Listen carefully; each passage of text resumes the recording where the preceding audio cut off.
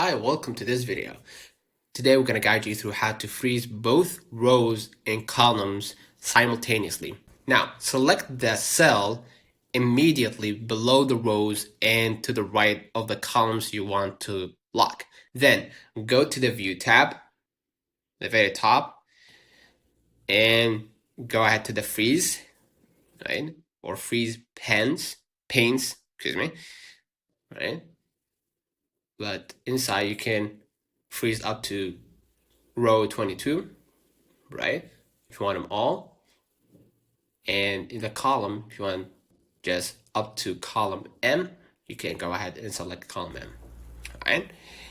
Basically, that's it. For customized freezing, the cell you select acts as the anchor point. Everything above and to the left of it will remain locked in place while you scroll. So consider liking this video, subscribe, it really helps with the channel. Till next time, see you.